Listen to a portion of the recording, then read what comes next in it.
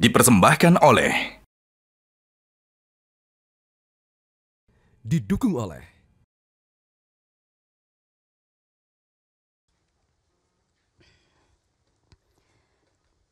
dan hadirin sekalian, kini saatnya kita membuka rangkaian acara pada hari ini. Dan inilah Indonesia Property Forum 2025, Resilience and Emerging Together.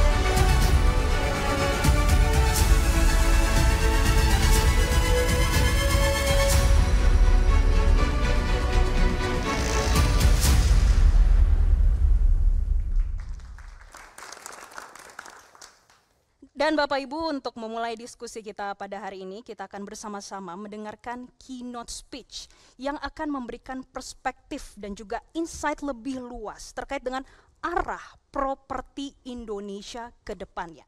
Hadirin sekalian, mari langsung saja kita sambut dengan hormat Menteri Perumahan dan Kawasan Permukiman Republik Indonesia, Bapak Marwarar Sirait. Kami persilakan untuk maju, Bapak.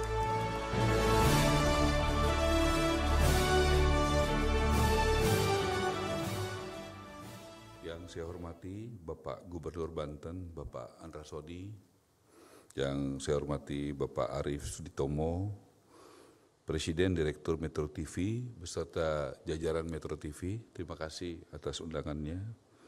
Yang kami hormati Pak Nono Sampono, Direktur Utama Agung Sedayu Group.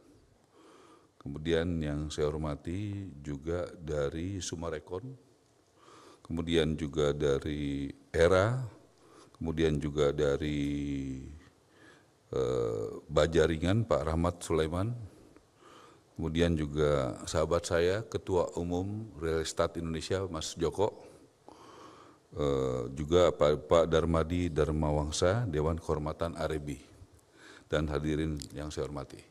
Assalamualaikum warahmatullahi wabarakatuh.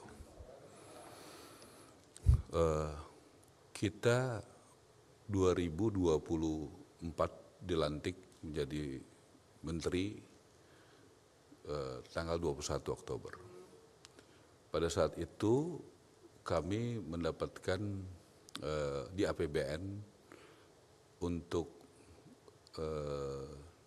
FLPP 220.000 rumah subsidi. Kemudian kami mendapatkan dukungan dari APBN untuk BSPS, itu adalah program untuk renovasi, bantuan stimulan. Kenapa saya mulai dengan dua ini? Karena kita punya backlog di bidang perumahan. Untuk yang tidak punya rumah, rakyat Indonesia ada 9,9 juta.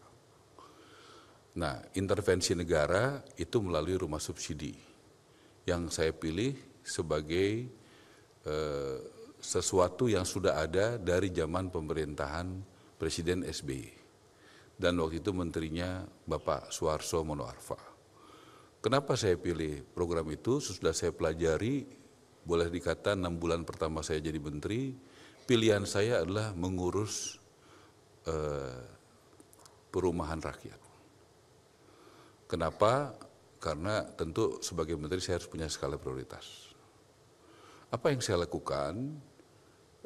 Memperjuangkan kuota yang selama ini hanya 200.000 sampai 220-230.000 dengan satu terobosan. Saya dibantu Pak Dasko di DPR, dibantu Kementerian Keuangan, Gubernur Bank Indonesia, kita bisa membuat suatu kebijakan yang sangat pro kepada pertumbuhan, yaitu pelonggaran GWMBI dan burden sharing.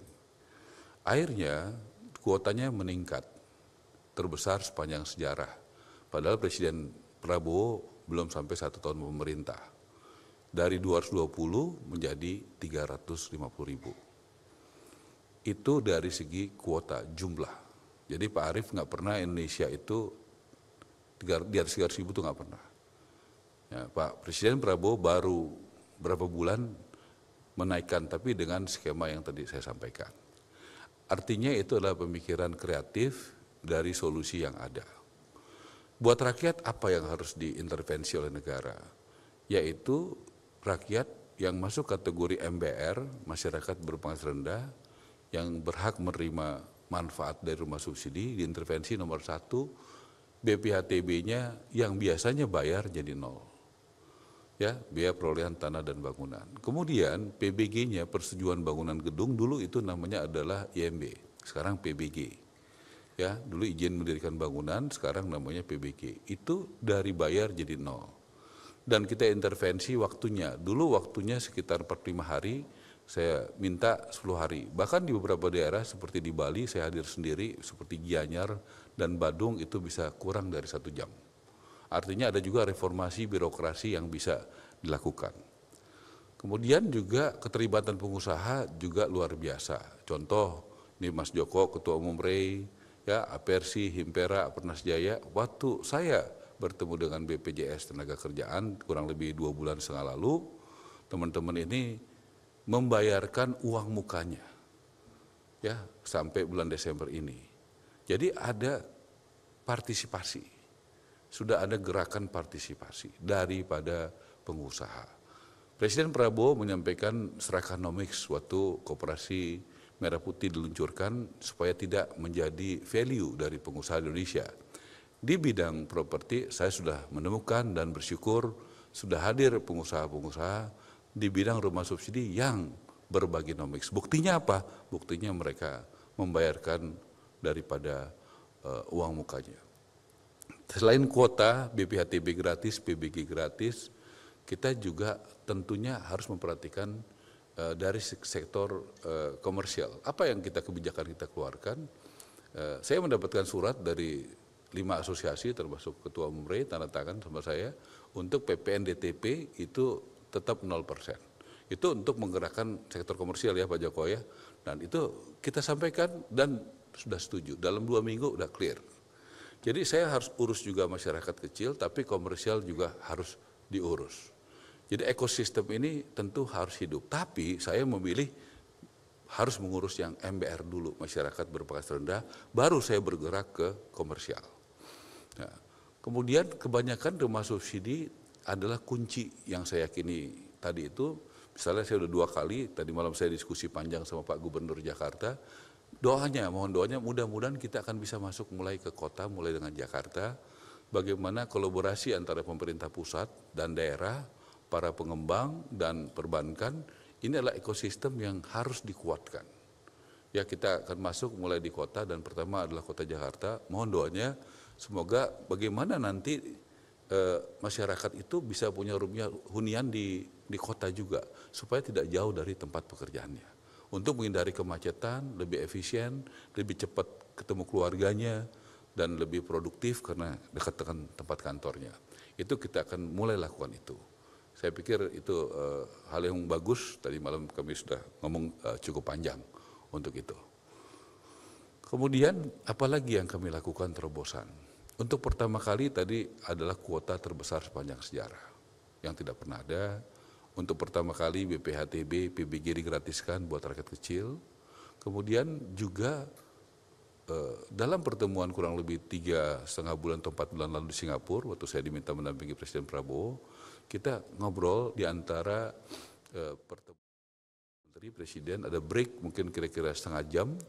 Di situ kita diskusi, ada Bapak Presiden, ada Bapak Menlu, ada Menteri SDM, kemudian ada Pak Rosan dan Pak Menko Perekonomian.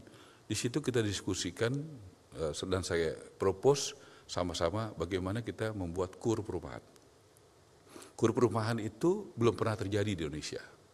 Dari tahun 45 baru sekarang, sampai sekarang baru sekali ini. Ya, kredit usaha rakyat tapi untuk perumahan. Apa proposalnya? Presiden kan selalu tanya detail. Bagaimana kita mengakselerasi pertumbuhan ekonomi dari perumahan? Karena perumahan itu betul-betul ekosistemnya banyak banget. Saya kasih contoh aja, satu rumah subsidi yang kerja 5 orang. Tahun ini 350.000, artinya 350.000 rumah dikali 5, ada 1.650.000 orang yang bekerja. Belum lagi tidak ada orang bekerja, tidak ada warung yang jualan makanan. Ya pasti ada di tempat proyek-proyek itu ada yang jualan makanan. Dan yang jualan makanan di situ pasti dia beli beras, dia beli ayam, beli telur, beli segala macam ke pasar. Dan di situ akan ekosistem dari segi makanan bergerak. Kemudian pasti ada barang-barang datang dari toko material. Toko material itu barang datang pasti diantar truk sama kenek. Nggak mungkin tiba-tiba bisa datang dari toko materialnya. Dan di toko material tadi ini ada yang support, misalnya ada baja ringan, ada semen, ada pasir, ada batu, ada keramik, ada lampu, aluminium.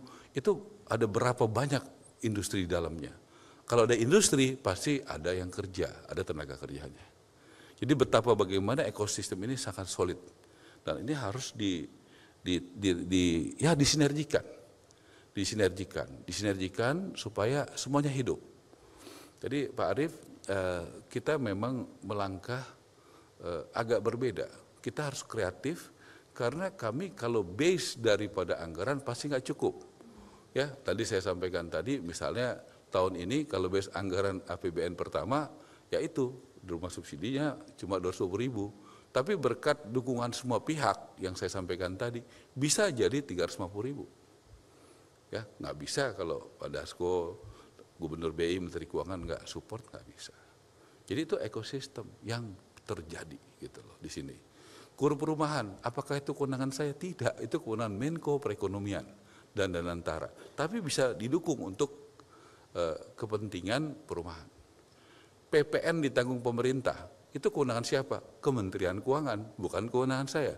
Tapi bisa membantu daripada bidang kita. Itu namanya ekosistem. BPHTB sama PBG, apakah kewenangan saya? Tidak, itu kewenangan dari kepala daerah. Makanya harus ada peraturan kepala daerahnya, perkadanya. Gitu. Jadi kita itu terbatas kewenangannya, yang tidak terbatas adalah pikiran, ide, kepercayaan, dan networking kita. Jangan kita terbatas anggaran, tapi kita terbatas kepercayaan, ide, gagasan, dan networking kita. Itu justru yang memagari kita. Ini Mas Doni dari Kadin juga banyak membantu saya. Saya pikir juga butuh pikiran-pikiran yang cerdas. Contoh sekarang sedang dibahas konsep rent to own yang di-endorse oleh Ketua Umum Apersi, ya Bung Junedi. Saya juga nanti minta Mas Joko sampaikan pikiran-pikiran yang terobosan.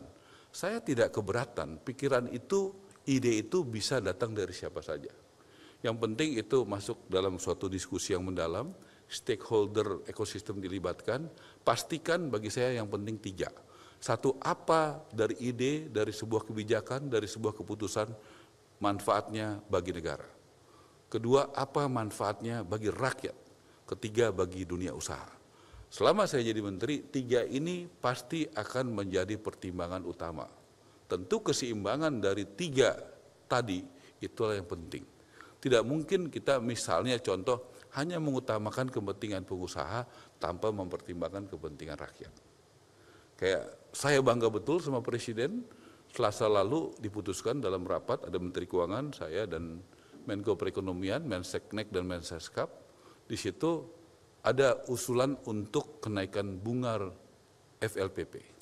Dan didiskusikan bahwa dengan mempertimbangkan berbagai hal, apalagi ini program andalan, bahwa tahun ini tidak ada kenaikan bunga untuk rumah subsidi.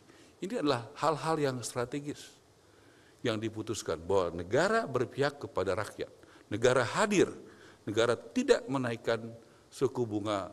Nah, itu kita benar-benar melihat Presiden Prabowo dilihat bukan dari pidatonya saja, tapi dari keputusan-keputusannya. Apakah keputusan Presiden Prabowo pro rakyat atau tidak? Dengan apa yang saya sampaikan tadi, tidak menaikkan bunga rumah subsidi, dengan menggratiskan BPHTB dan PBG, dengan meningkatkan kuota sepanjang sejarah untuk rumah subsidi yang biasa 220 ribuan menjadi 350 ribuan, saya rasa kita sudah dalam track yang benar, yaitu pro rakyat. Nah, tetapi juga harus pro bisnis. Pro bisnis ini tadi silakan teman-teman ya Ray, Kadin, ya, industri, ya. Walaupun saya katakan tadi jujur, saya harus memprioritaskan yang masyarakat berpenghasilan rendah dulu, rumah subsidi dulu, baru saya masuk ke yang komersial. Jadi kalau ada ide-ide gagasan, please datang ke saya. Kalau boleh sudah siap idenya, ya, aturannya apa. Kita sudah terlalu banyak membuat atau merubah aturan yang ada, tapi untuk kepentingan negara dan kepentingan rakyat dan dunia usaha. Tanpa ragu-ragu, saya sebagai menteri justru melakukan itu, dan karena saya belajar dari Presiden Prabowo. Dari mana saya belajar? Bagaimana beliau membuat Danantara. Bagaimana selalu dikatakan kita punya uang dari dividen BUMN. Kita punya kekayaan alam, kita punya emas, kita punya nikel.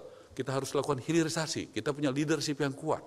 Oke, aturannya menghalangi kita untuk berbuat baik, ya kita revisi undang-undang BUMN-nya. Bukan kita merevisi cita-citanya, misinya, value-nya. Tetapi kita revisi aturannya yang menghambat kita berbuat baik. Metro TV, terima kasih. Saya hari Senin pertama kali mohon doanya mengundang Presiden untuk hadir di acara akad 25.000 rumah subsidi. Ya, di Bogor, jam 2 siang, dan TV-nya Metro TV, ya, yang live, ya. Jadi saya ingin sekali menyampaikan inilah produk unggulan perumahan untuk rakyat, yaitu rumah subsidi, ya. Di situ banyak cerita, ya, junior-juniornya Mas Joko, ada Angga yang 7 bulan lalu yang perumahannya kita tempati, dia 7 tahun lalu adalah seorang office boy. Ya, tahun lalu bangun kurang lebih 1.000 rumah, tahun ini 2.000 rumah, tahun depan 5.000 rumah. Satu rumah untungnya 20 juta, berarti tahun ini untungnya sekitar 40 miliar, tahun depan 100 miliar. Ya, ada Wawan dari Serang, tuh kadernya Pak Andrasoni. Dia dulu adalah ojek pangkalan. Ya, tahun lalu mungkin dia bangun sekitar 1.000 rumah, tahun ini 2.000 rumah, tahun depan 5.000 rumah. Ya, seorang mantan ojek pangkalan, seorang mantan office boy, ya, di zaman Presiden Prabowo bisa menyala menjadi pengusaha yang hebat dengan proses yang benar. Ini harus kita ciptakan untuk pemerataan. Harus lahir nanti angga-angga baru, ya, wawan-wawan baru, ciputra-ciputra baru di banyak tempat Indonesia supaya ada pemerataan. Itu juga menjadi concern saya sesuai arahan Presiden Prabowo menciptakan pemerataan. Bagaimana tumbuh pengusaha-pengusaha daerah sehingga Indonesia akan, ya, bagus. Ekonomi akan terdistribusi dengan baik, tidak dikuasai oleh segelintir orang, tetapi tersegitu oleh pengusaha-pengusaha daerah yang tumbuh. Saya rasa itu dari saya. Mohon doanya tahun ini kita juga terima kasih. Ada beberapa yang harus saya sampaikan. Rumah subsidi biasanya yang mensubsidi adalah negara. 2 bulan lalu ada konfirmasi dari sebuah bank yang mensubsidinya adalah bank swasta itu. Gitu, ya, saya sebut aja BCA. Ya, nggak apa-apa, terbuka karena sudah saya sampaikan. Gitu. Kemudian bagaimana sampai hari ini sudah ribuan rumah sedang direnovasi, ya, dan itu dari perusahaan-perusahaan besar. Yang paling besar itu dari Yayasan Buddha Suci, ya, itu 4.000 rumah sedang berjalan tanpa uang negara, termasuk di tempatnya Pak Andrasoni minggu lalu saya datang. Kemudian dari Kadin, Mas Anin, ya, dari beberapa perusahaan, ada Sumarekon, ada Ciputra, ya, semua bergerak, Astra, Triputra. Ya, kita tidak terima uang, kita tidak terima tanah, tapi bangun, renovasi, dan doain mudah-mudahan bulan depan pertama kali dari swasta, ya, bulan depan, ya, paling lama, ya, saya sudah persiapkan, ya, kita ada 250 rumah di Kabupaten Tangerang yang diberikan secara gratis buat rakyat Indonesia. Itu kita akan buat bagaimana kepedulian ini bisa terjadi. Kepedulian sosial. Saya baru datang dari acara Ray, terkumpul berapa Mas kemarin? 5? Nah, 6,5. Bagaimana pengusaha-pengusaha di Ray juga mau bergotong royong untuk melakukan, nanti bentuknya silakan Mas, apakah renovasi apa, ya, tepat sasaran. Jadi kegotong royongan ini di sektor properti luar biasa. Mas Arief Terima kasih Anda sudah bisa bikin crowd it, datang ke sini.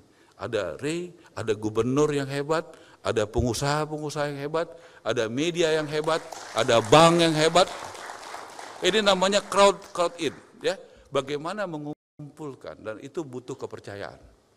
Ya, udah ngumpulin Metro TV dapat duit lagi, luar biasa. Tepuk tangan buat Metro TV ya. Jadi itu yang luar biasa aja dari TV itu kan, ya Pak Andrasoni ya. Jadi itu kelebihannya, udah ngumpulin dapat iklan lagi ya. Semoga Metro TV makin maju. Ya, saya mohon maaf kalau masih banyak kekurangan, mohon doanya dan doakan kami. Ini waktunya kami mengabdi bagi rakyat Indonesia. Terima kasih. Wassalamualaikum warahmatullahi wabarakatuh. Waalaikumsalam warahmatullahi wabarakatuh. Terima kasih Bapak Marwara Sirait selaku Menteri Perumahan dan Kawasan Pemukiman Republik Indonesia. Pak Ara, kami persilakan untuk kembali maju ke depan Pak, ke atas panggung, karena kami akan memberikan cindera mata sebagai ungkapan terima kasih atas kehadiran dan juga keynote speech-nya yang memberikan insight yang disampaikan dalam Indonesia Property Forum pada hari ini. Dan langsung saja kami persilakan Presiden Director Metro TV Bapak Arief Suditomo untuk menyerahkan cindera mata kepada Bapak Menteri Perumahan dan Kawasan Permukiman Republik Indonesia Bapak Marwara Sirait. Kami persilakan.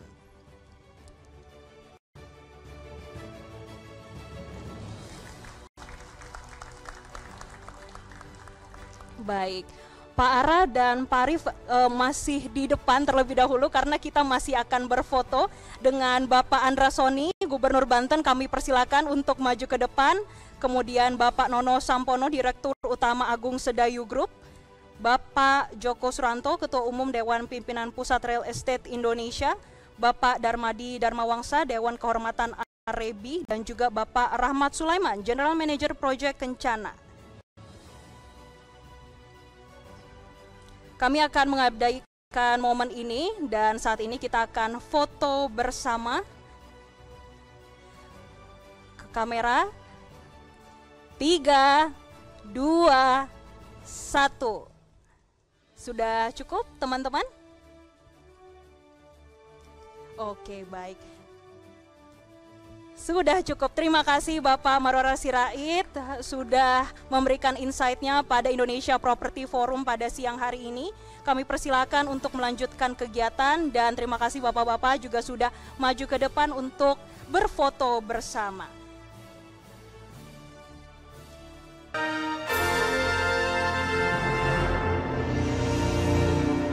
Dipersembahkan oleh didukung oleh